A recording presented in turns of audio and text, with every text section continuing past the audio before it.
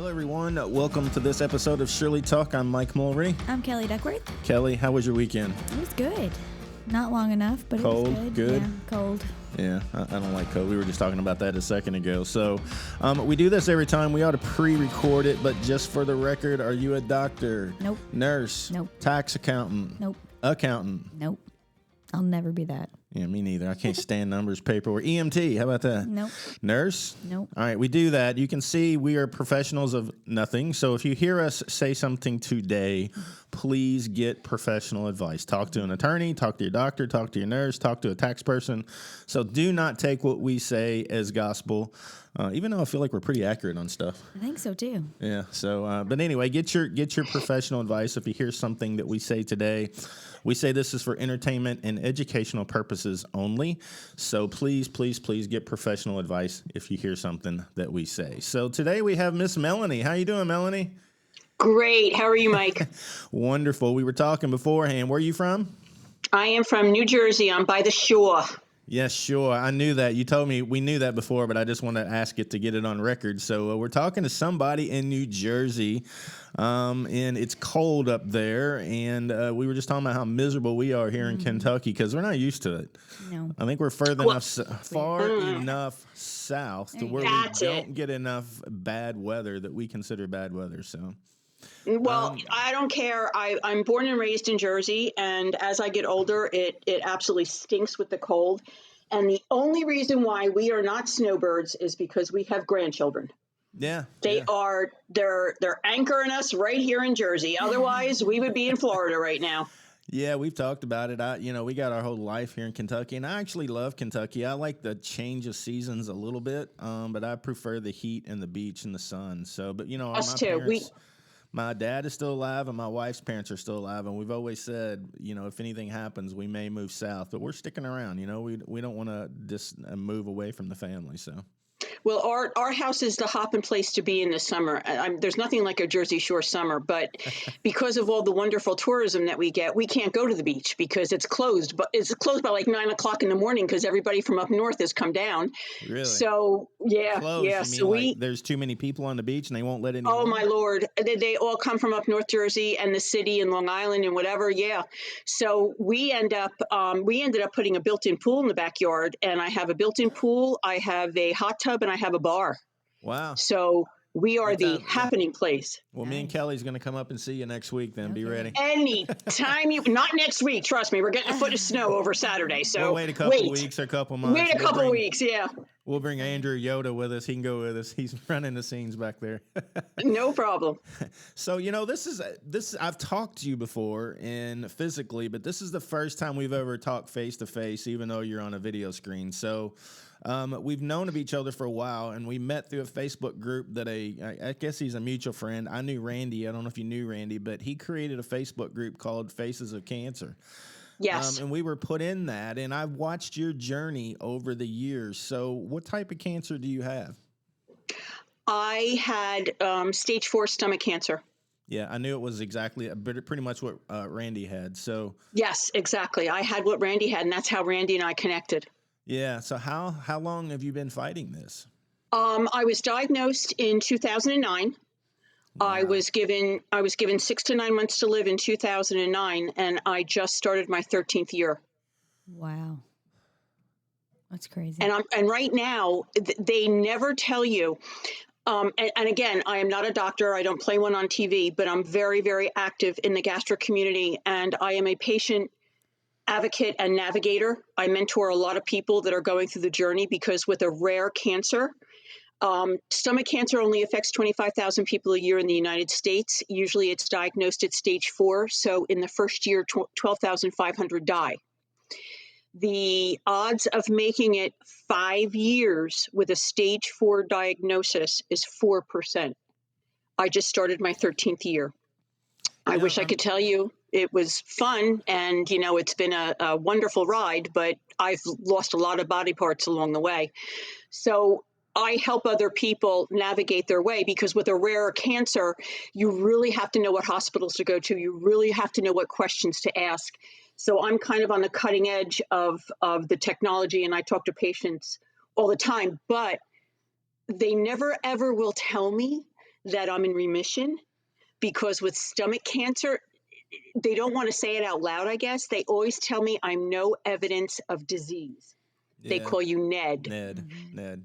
So after 13 years, I'm kind of thinking I'm in remission, but they won't say it. They just say I'm Ned.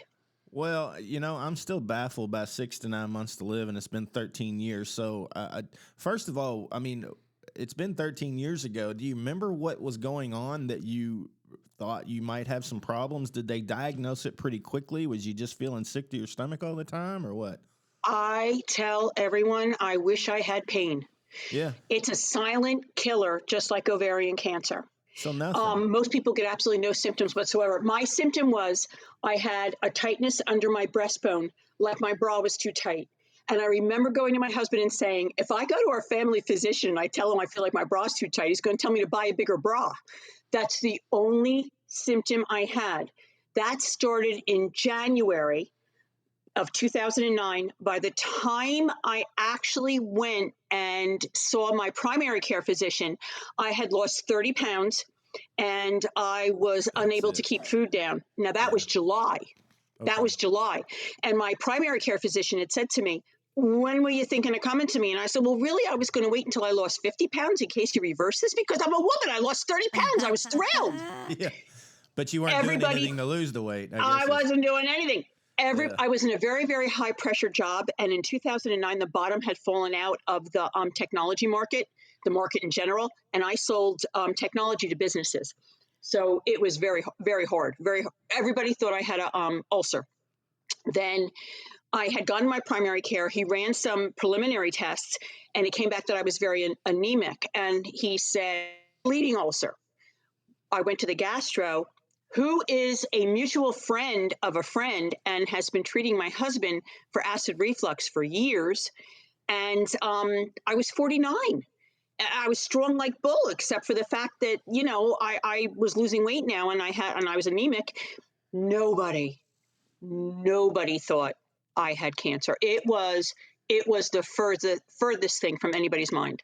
So a tightness below your breastbone, right. And that sent you to the doctor. Most people would say, why would you go to the doctor, something like that? But it saved your life. It saved my life. Now here's my caveat, my pet peeve. My mother had ulcerative colitis. So as a good doobie, at 48, the year before, I went to get a baseline colonoscopy because ulcerative colitis now was in my future. If I had been allowed to have the endoscopy at the same time as the colonoscopy, they would have found my cancer a year sooner. Let me guess. But because the insurance companies that's what I was going to say. Wouldn't allow it then. Wow. Insurance companies. Can we say that loud enough? Stage don't 4. Even get me started. Makes me so mad. I would have been diagnosed at least 6 to 8 months before when I was diagnosed. Okay. So I go in and I have the endoscopy. Everybody's thinking it's an ulcer. Okay. I wake up and my doctor is avoiding me. People that have come in after me are now leaving. And I knew something was up because he was avoiding me like the plague. They didn't want to look you in the eye. Wouldn't look me in the eye. Comes to the foot of the bed and he says to me, we found a mass. And in my head, I'm saying, well, that's a really funny way of telling me I have an ulcer. And then all of a sudden I snapped out of it and I said, cancer? And he said, yeah, and it's quite large. I went from thinking I had an ulcer to a diagnosis of stage 4 stomach cancer within a span of 6 hours. Now, when they did the CAT scan of me, because once they diagnosed the stomach cancer, they did a CAT scan right away. 3/4 of my stomach was tumor and it hit my liver and my lung. So I went from thinking I had an ulcer to I'm going to die in less than 6 months, less than 6 hours. It came out of left field for everybody. And I found out after the fact that my doctor, my gastro, had called our mutual friend who's a pulmonologist and cried to him on the phone when he told him what was going on. And he did not know how to tell me. I remember from that point on, they were telling me the news that I had a lesion on my liver, I had a lesion on my lung, 3/4 of my stomach was tumor. And I remember out of the corner of my eye, I saw a nurse shaking her head like, oh my God, this poor thing. And right there and then I thought to myself, oh no, don't count me out. Oh no, I'm going to fight this with everything I have. Now, this is 13 years ago. Yeah. 13 years ago, I had 3 chemo treatments available to me. And if those 3 chemo treatments didn't work, I was SOL. I tell people all the time, not that there's ever a good time to get cancer, but the world of immunotherapy is opening up for stomach cancer people. And I had a first line treatment. That's your first line that you're given. I had nothing after that. People now have a first line, second line, third line. They now have immunotherapies to add to it. So in 13 years, I wish I could say to you, oh my God, it doesn't exist anymore. But of course it does. But the leaps and bounds they've made is absolutely incredible. So what happened after that was, with a rare cancer, you're better. You have to know your enemy, and you want to go somewhere. Unfortunately for us, you want to go to a university hospital or someone there that's associated with the National Cancer Institute, because since it's a rare cancer, your small hometown hospital where I was diagnosed doesn't really know a lot about it. My small hometown hospital called me every other day and was like, okay, come in and have your stomach removed. Okay, you're not having your stomach removed. Okay, remove your stomach, not your stomach. I ended up I live in South Central Jersey. I have Philly and New York in close proximity. So I was able to get other opinions. And I ended up going to a big name hospital in New York. They told me I'd never be a candidate for surgery. They told me I had 6 to 9 months to live. They told me they would give me palliative chemotherapy. And if I was ever going to make it, I had to get into a clinical study. I turned to leave and I said, thank you very much. And my husband was like, where are you going? And I said, I don't believe them. And the reason why I didn't believe them is because the first thing I thought was, I need a team that's going to be behind me. I know I'm in dire straits, and I know that I'm going to have to use all the energy I have to fight this. I am not going to waste my time trying to convince my team that I'm going to live. Either you're behind me or I'm leaving you. I ended up going to another hospital here in New Jersey, and the motto when you walk through the door was, everybody's curable. And I looked at my husband and I said, this is it, I'm home. Because that's the type of mindset I wanted. I was in dire straits. I'm going to die trying, just the way I am. I'm strong like bull, except for the cancer. You give me everything you can throw at me, and I'm going to die trying. So if that doctor had any concerns or questions, he never, ever said a word to me. So he said, go through the 6 months of chemo. Go through the 6 rounds of chemo, and he says, and I'll see you back afterwards, and then we'll discuss the future plans. Now, he was a surgeon oncologist, and I said, okay. After 6 rounds of chemo, I was cancer-free, which is amazing, okay? And the reason why I'm here today, I believe, is because statistically, that hospital in New York was absolutely right. Statistically, I'm not supposed to be here. But the reason why I'm here is because I had an excellent team behind me. The chemo cured me. Okay, the chemo is the catch-all be-all. It's horrible when you're going through it, but when it works, it saves your life. The chemo, there was no evidence of disease after the chemo, and I had my stomach removed 13 years ago. Unheard of. I have to fight with patients now to go to a doctor that'll remove their stomach. And I only know from where I come from. But when I'm sitting around a table of stage 4 survivors, we don't have our stomachs.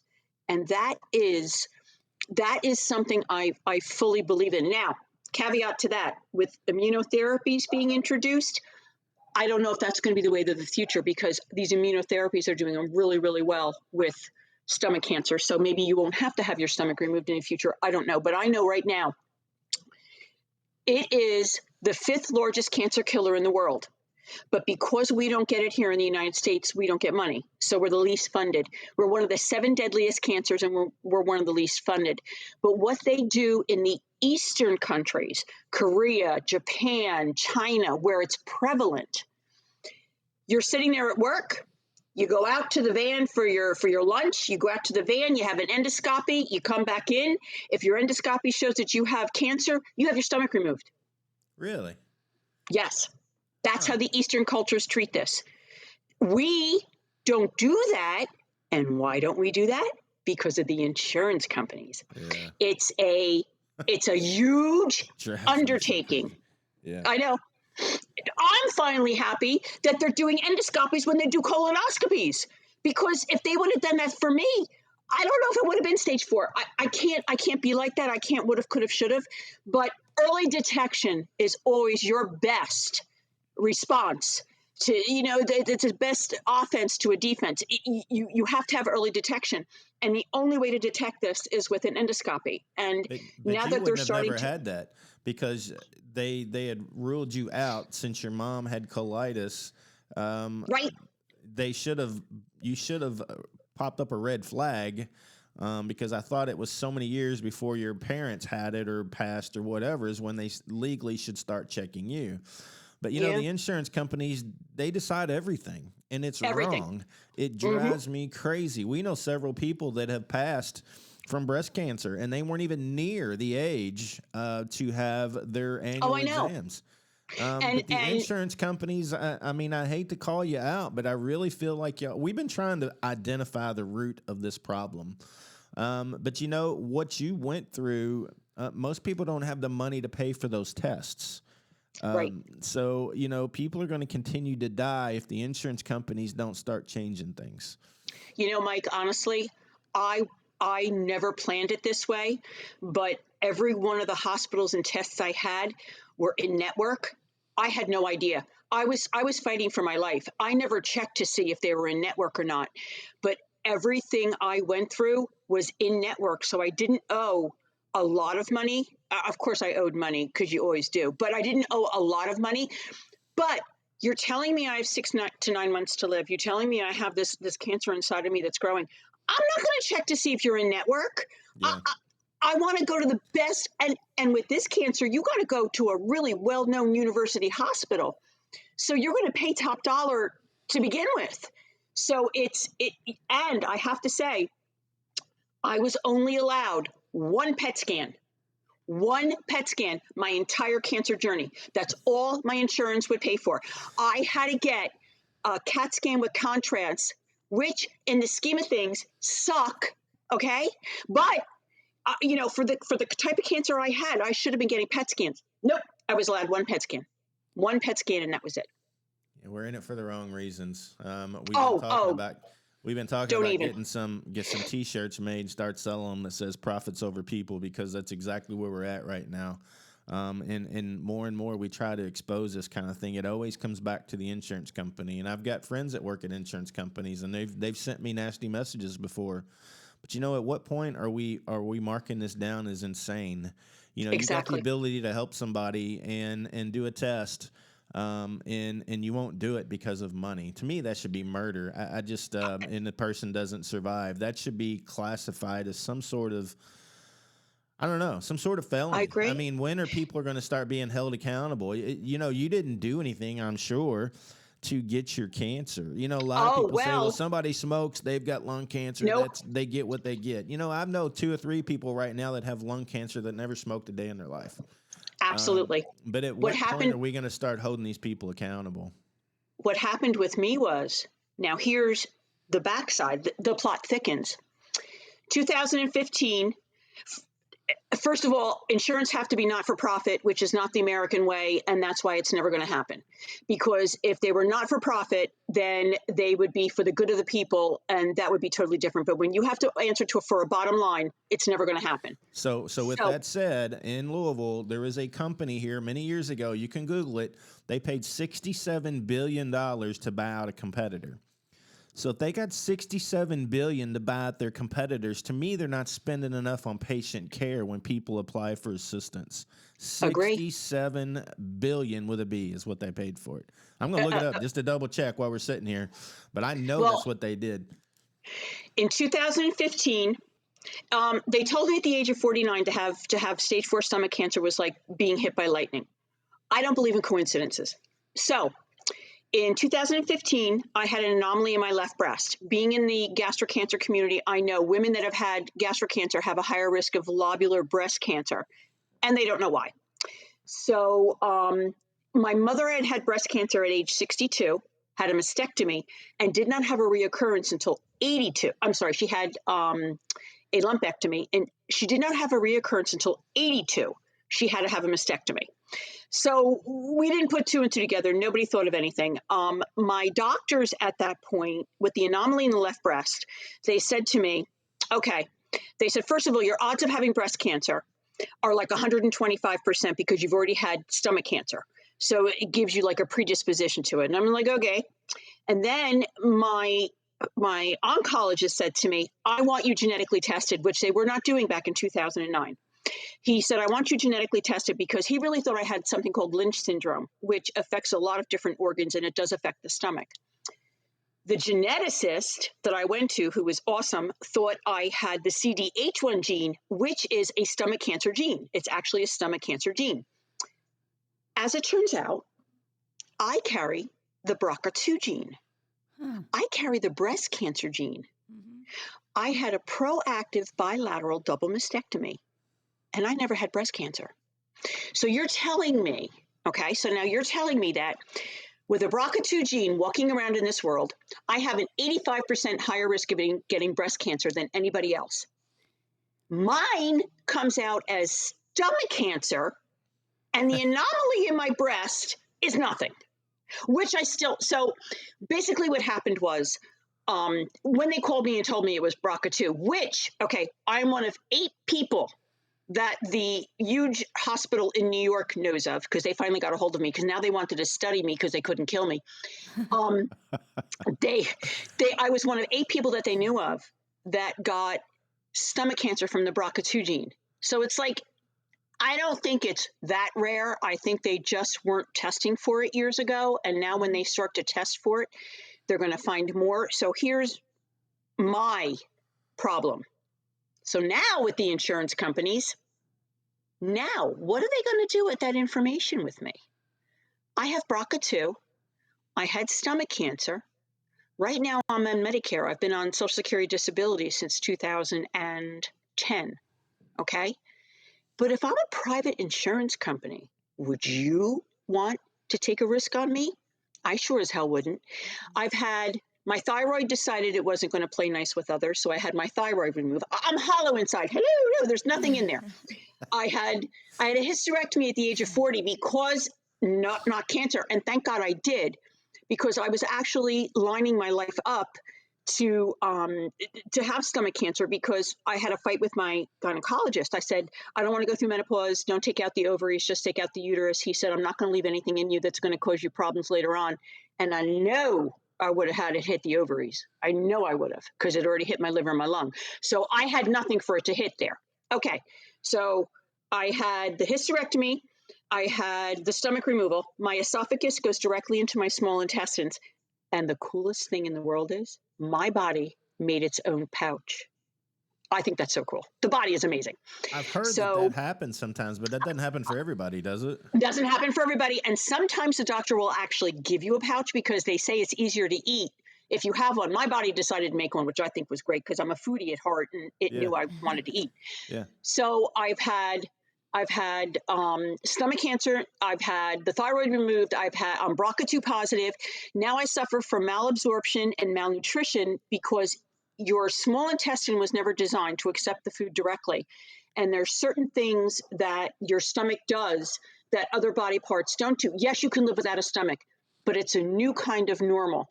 So I have osteoporosis. I have to have a Prolia shot. I have to get B12 once a month. I have to have iron infusions every once in a while, blah, blah, blah, blah, blah. If you're an insurance company, Would you want to insure me? Yeah. Well, you don't have as many body parts, so I think it might come out pretty good in their favor, you know? I think it's in their favor because right now, basically, I'm kind of down to what I need. You're a science So experiment, really, is I, what you are. I really am. I really am. And it's funny because I belong to an organization. Can I plug them? Yeah, sure. Okay, it's Debbie's Dream Foundation, Curing Stomach Cancer. I met Debbie Zellman on the Dr. Oz show in 2012. My 5 seconds of fame. Don't blink, you'll miss me, but that's okay. It was your odds of getting stomach cancer. He did a two-part series. It was very good, and it was on how it's increasing in women and people younger, and they don't know why. So I met Debbie Zellman on the show, and she got me into the advocacy end of it. And I know this is going to sound so cliche, but that was what I was meant to do. It's horrible to have to go through what I went through, but wow, where I am now. And we go down to Washington once a year. We have an advocacy day. We go down once a year. Well, now, of course, it's on Zoom. It was on Zoom last year. It'll be Zoom this year. But we go and we ask for more stomach cancer funding for research. Since 2012, everything is money.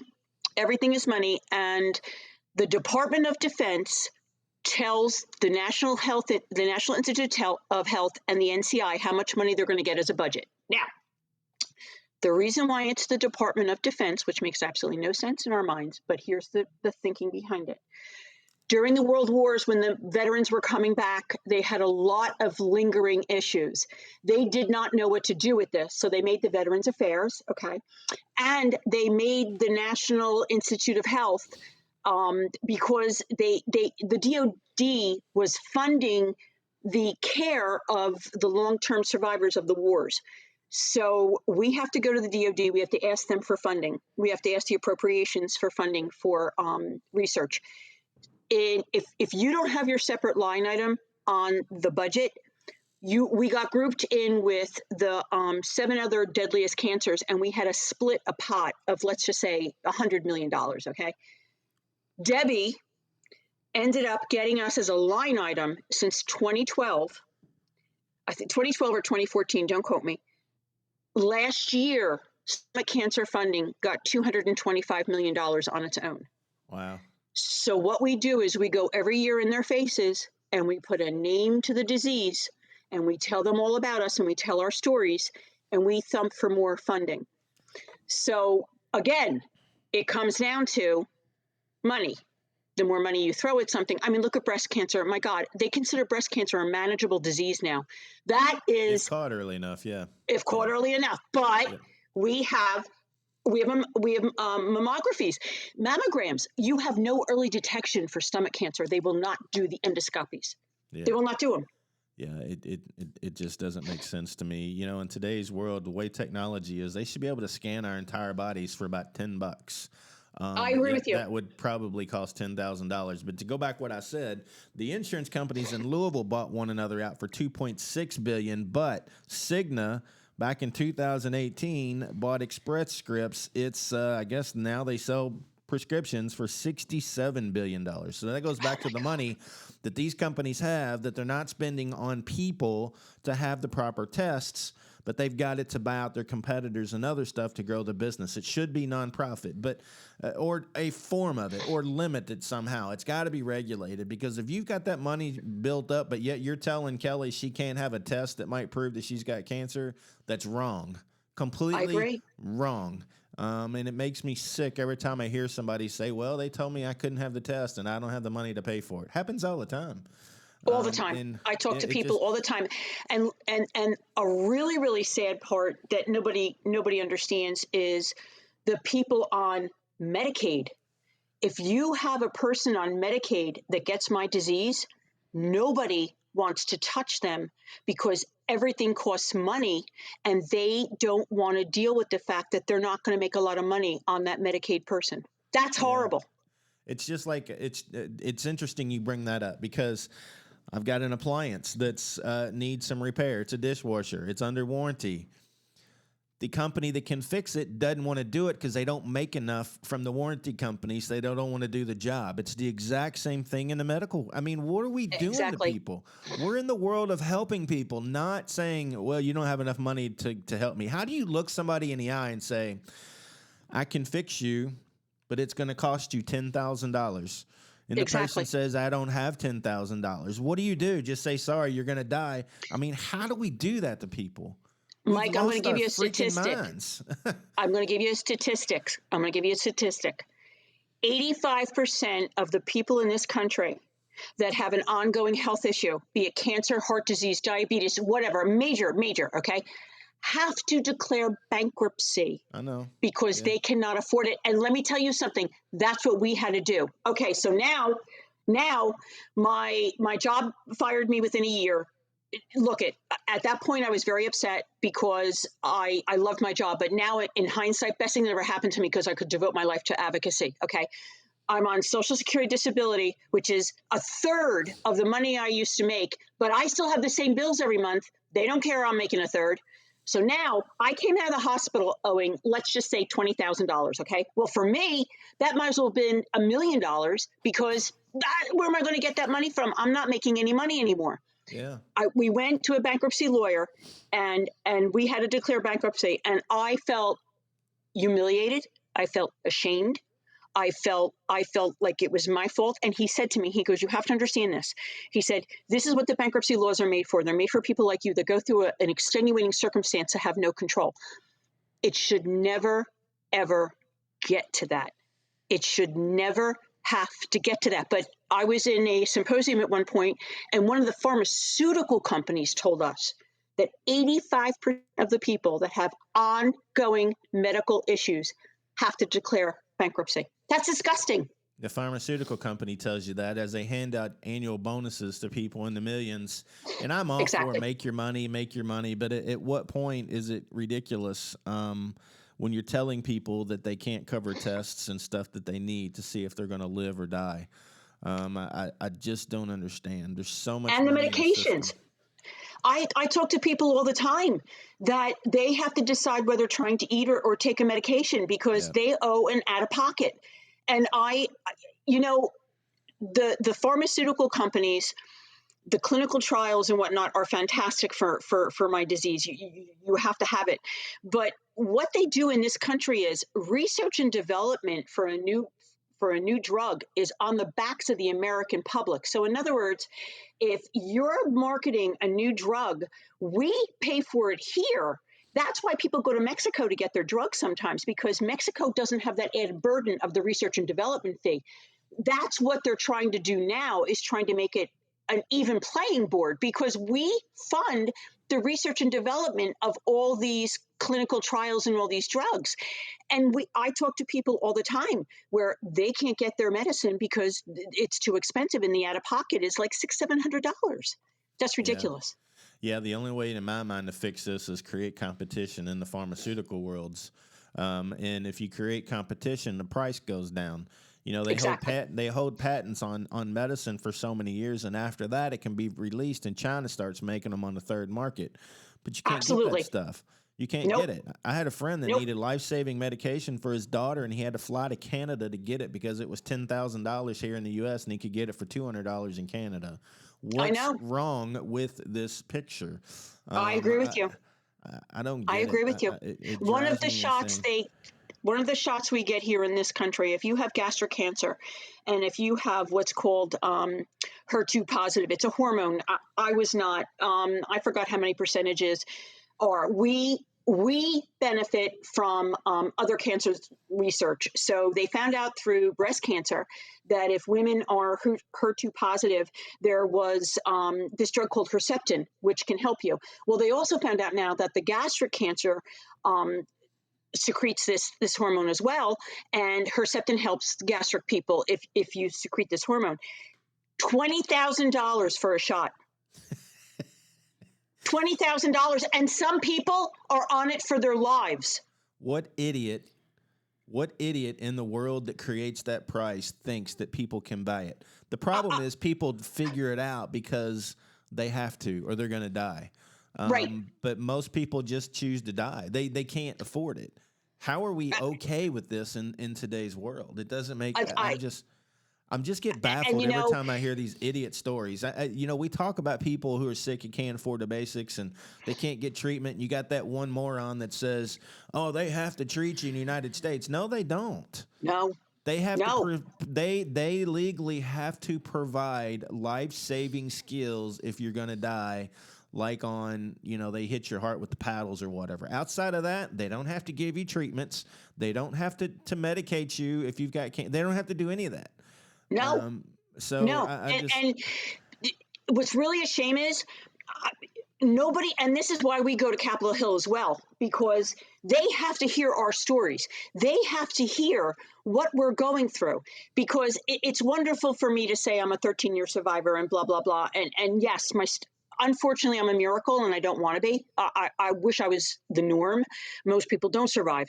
But I want them to hear the story. I have ongoing issues and I'm going to continue to have ongoing issues that have to be addressed. But I want them to hear the side of the people that just had their stomachs removed and what they had to go through and how they had to fight their insurance company to get a PET scan and how they had to fight to be able to go see the doctor that was going to save their life because they wouldn't pay for the visit. That's what they need to hear. And when we tell our stories to our representatives, there are tears in their eyes because they can't believe, because, they kind of live in the White Castle up on the hill. They don't do anything about it. You're preaching to the choir. They don't do anything about it. We have to keep screaming. One, I can't stand our political system. People run for politics for the wrong reasons. Democrat and Wrong Republican, reasons. They're equal opportunity. But when Trump ran, he mentioned cancer multiple times, how he's going to push to get a cure for cancer. Biden said it multiple times as well. I thought he would have more of a hand in it because his son died from cancer. I thought he might really push. Haven't done squat. They talk about this crap all the time to get elected. Once they're elected, they act like they never said it before. And it makes me sick. It's going to take one of those knuckleheads to do something and get people's attention. They can sit there all day with tears in their eyes, but none of them walks out of there with a plan and says, "I'm going to make this happen." I'm going to tell you something. I'm going to tell you something else that's even scarier. In my world, I've come to find out Biden was part of Operation Moonshot. And I think it was called Operation Moonshot. You correct me, I can't remember. But one of the purposes of Operation Moonshot, which I never knew, hospital out in California could be doing clinical trials. Hospital in New York could be doing the same clinical trials, wasting the same amount of money, never tell each other that they're doing the same clinical trials. These hospitals don't talk to each other. And one of the reasons they did this Operation Moonshot thing was because they wanted to have one database where everybody could go and say, "Hey, has anybody looked at a woman that's BRCA2 positive and has stomach cancer?" So you would have everything. It never got accomplished. So now you have so much money being devoted for clinical trials that might be repeating itself all across the country because Iowa doesn't know what Montana's doing and Montana doesn't know what New York is doing. Oh my God, wouldn't that be the first thing you would think of is that, hey, let's pull our resources together? But again, it's going to take private citizens to fix this because politicians have no motivation to do anything other than get reelected. I've said that multiple times. I agree with you, if you're honey. Democrat or Republican, all they care is power and getting reelected. They have no intentions of doing anything for the general public. And they're going to be mad at me, but I don't care. Start proving that you're going to start doing something to help this community. They speak and speak and speak, but what kind of lunacy has people doing the same trials on different parts of the continent, but nobody's talking to one another? Nobody taught. They don't share databases. And you know why they don't share databases? Goes back to money again. Whoever gets that cure gets the revenue from it. Hey, I have a cure for stomach cancer. How many people are going to be rushing over? They don't want to share. They don't want to share. You have to make it where they want to share the data. Unbelievable. Yeah. I'm telling you. Yet we throw money at studying pigeons. What was that link we saw at Tom? I don't remember. It was We throw goofy. millions of dollars to study if a pigeon can play poker or something stupid like Something, that. I've yeah, never seen. right. We got morons running this country, and I'm saying it publicly. For to dish out money for pigeons, but yet we're Yeah. not going to put money to help create affordable life saving drugs for people. It just pisses me off. And what's happening now is you have a community of cancer survivors that's again, don't quote me on numbers, but I think it was like 25 million or something. So now you have people that are starting to beat the disease. Okay, I am half the person I used to be, literally, but I'm still a viable piece of That's a society. horrible diet plan, by the way. You know? I know. Horrible. I'm still a viable, functioning member of society. I have a limited capacity of what I can do, but I'm still a viable member of society. Where do I fit in? You have a whole group of people now that are surviving cancer that are going to be Pissed. putting stress on the system. They don't know what to do with us by way of working. You're going to have to, these people are going to have to be accounted for eventually, because as the technology increases and as people overcome the cancers, they're not the same person they used to be, but they're still viable. You're going to have a system that's going to have to take care of them. There is just the ramifications of surviving are huge for a society as a whole, and they have to start thinking about what they're going to do with us. I'm a big Disney fan, and Pirates of the Caribbean, the whole thing is dead man tell no tales. If you're dead, you can't speak up. Now, these people are surviving cancer. They're pissed. They're finding out that the insurance companies don't pay what they should, that there's medications out there that nobody can afford, and these people are angry and mad about what they went through and probably filed bankruptcy. So you're going to have millions of people that are alive now, not dead, live people tell tales, and they're going to start speaking up, and that's where the pushback's going to come. And that's what it's going to take. I'm sorry, my dogs are barking. That means the mailman's here. It's going to take us. It's going to take people that have been through it to have a voice. And let me tell you something. Talking to my representatives, actually speaking, like, there are some representatives that they don't believe that the Department of Defense should be funding the National Institute of Health. Okay, I totally understand that. But if you don't like the system, change it or get on the program, because this is the way it is. So now you're not going to sponsor cancer research because you don't like the way it's funded. That's the mindset we are up against. And it's like, if you don't stand for cancer research, what do you stand for? I don't know. People don't understand that they should really get to know the representatives, because sometimes it's an eye-opening experience. I'm sure there's a reason why they set the funding up that way, but if you're depending on the administration that's in, one side of the politicians like military and the other side doesn't. So, you should have plenty of money now for cancer research, because the administration in right now doesn't believe in missiles and planes and boats. I mean, so exactly. There should be plenty of money freed up to help. There should be plenty of money. And his son died of one of the rarest cancers. Yeah, so he used that as a point to get elected. So, and shame on him for not standing up and doing more. I agree. I totally agree. There was something else I was going to say too, because you know me, I could keep on talking about this. Okay, it'll come back to me. Well, you're doing well. I love your fire. So, I mean, we only got a couple minutes left, but how's your life? I mean, can you go out and eat a steak, or can you go out and do this, or do you have to have a strict diet based on your situation? After 13 years, the best compliment I got was at Christmas time. I was at my BFF's house, and her friend was over, and she looked right at me and she said, "I would never know by the way you eat that you don't have a stomach." And that was probably the best compliment I ever got. After 13 years, I have learned how to eat. Like, when you're out to dinner with a friend, you don't try new foods. Steak is one of my go-tos. It's like an uber duper gastric bypass. I eat smaller meals throughout the day. Sometimes I overdo. That's another thing too. With this disease, they remove your stomach, you beat the disease, and they're like, Godspeed, go off into the night. Have a good life. There's like no dietitians to tell you how to eat. I belong to so many Facebook groups where we tell each other what to eat. We get sugar drops. We get hypoglycemia. We're prone to kidney stones. You All know stuff I why? didn't know. You know But why? You know why they don't tell you? There's no no, money in it. I know. They're I going to know. have to spend an extra couple hours with you, and they probably don't feel right charging the insurance company. And the You insurance know, company probably doesn't pay for a dietitian to tell you how to eat, so they send you on your way and say, figure it out.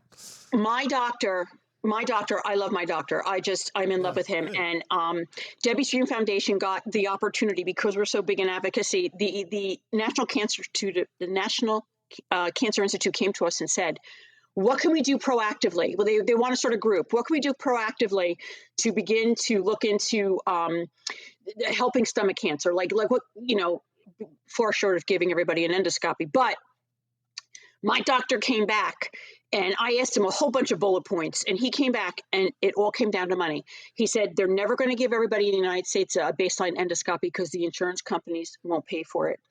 I said that we need psychological help after eating because all of our holidays in this country and culturally are around food. So now I can't eat. How much of an outcast do I feel like because I'm not eating? I had to retrain my body to eat all over again because the small intestine is not made to accept food. So it's like your mind's looking for the stomach. The stomach is not there anymore. The small intestine's going, whoa, what's this crap? It's like a whole inner turmoil. And the first 6 months of post surgery is training your body how to eat again. No one tells these people.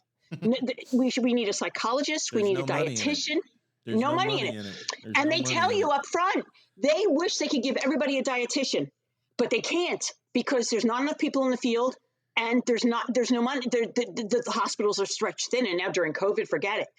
But we need psychological help and we need dietitians. I am doing fantastic. It's a new kind of normal. I have a wonderful life. I travel. We're supposed to be going to Alaska for 2 weeks in July. Let's just hope it finally happens because of COVID. I take care of my granddaughters. My husband and I are retired. We have a wonderful life together. We're foodies. I'm a foodie without a stomach. I had prime rib last night. It's a learning process. It's an education process. Nobody tells these people how long it's going to take to get there. And it depends on advocacy groups and people that have been through it. I do what I do because I wish I had a me to talk to when I was going through this.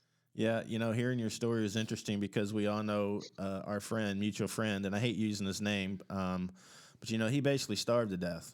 I know he did. But his treatment was different. He was through the VA, and I love the VA. I love our military, but it's interesting that the VA Horrible. had a different perspective and way of handling things, and they may have handled it differently if there was a general database of information about people with stomach cancer. It blows my mind. Absolutely. We went through the same thing with when we got hit with the terrorist attacks with the FBI and CIA and all those freaking military agencies. They weren't sharing information, but they caught a lot of people because they finally, I think, agreed to share information. Why can't we do that with procedures? Why can't you go out to the internet and look up a procedure and it talks about stomach cancer and it lists the things that saved your life? Exactly. Maybe that's what we push for and start doing some protests and getting these people's attention. It's going to be a grassroots. We're talking about, yeah. It's going to be a grassroots effort. Citizens. It's going to be private citizens that's going to have to figure it out because, again, Absolutely. Our government is not efficient at anything. And but it just makes me sick, the whole thing. So, and it's going to be a grassroots effort from people that have gone through it. Yeah, and I hope we don't get suicided while we're doing it, to be honest. So I agree. I agree. Will come out for people, then you start dipping into their bottom line. So, well, Melanie, it's been awesome talking to you. I've known your story for a while, and again, this is the first time we've ever had a chance to talk. Love to have you back one day and really talk about the progress and things maybe that you've seen. Absolutely.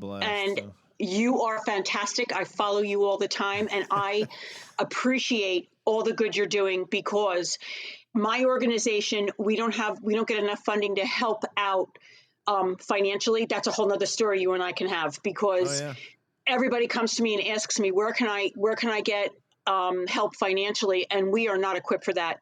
The country is not equipped for that. And what you do is absolutely amazing and needed. Well, if we can get enough businesses, we spoke at last week to 2 classes at a university, and the entire class, both classes want to support us because they heard what we do. But, we're not privately funded. We're funded by, this leads into our end. So this is how we're funded. How are we funded, Kelly? By your $10 donations. Yeah. Or businesses. Or businesses, yeah. A lot of small businesses have been doing $100 monthly donation, so that's been a huge help. And then our raffles. Yeah. When we started, I tell everybody we didn't have a rich aunt to write us a check. We had to be creative and come up with ways to raise money. So we went down charitable gaming. So like it or not, it's been beneficial to us. We do, 3 drawings now? 3 drawings a week. QueenofHeartsLive.org. JokersWildLive.org. It's going to be live. I know. It's exciting. And then WheelOfCashLive.org. And then we have several events throughout the year. And yeah. Lots of good stuff. So we've went raffles and gamings, and that's how we've raised the money and stayed alive. We pushed all of our raffles online. We built some amazing websites, but we're going to bring one of the raffles back to life at First String Bar and Grill here in Louisville, Jokers Wild, every Wednesday night. I almost said Monday at 6:30. So hopefully that'll get some fun and some excitement around one of the raffles we do. So. But that's how we're funded, Melanie. And, I'm hoping that people will hear your story. Anytime we share a story, it motivates people. And we're hoping that it creates some motivation, because what we're finding is the general public are not aware of the situations people are in when they're dealing with something like cancer, financially, physically. You're right. They're touched by it. Exactly. Until they're touched by it, they get motivated. And hopefully, I believe your story is really going to motivate some people to get involved. So I hope so. That's why I tell it. I'll tell it to everybody. Well, we're going to have you back here soon. We'll stay in touch, obviously. But thank you so much for coming on and telling your story. Thank you for having me. Great day in Jersey. Did I say that in right? Jersey. Bye, guys. Jersey. Much love. Thanks, Melanie. Bye-bye. Okay, bye-bye.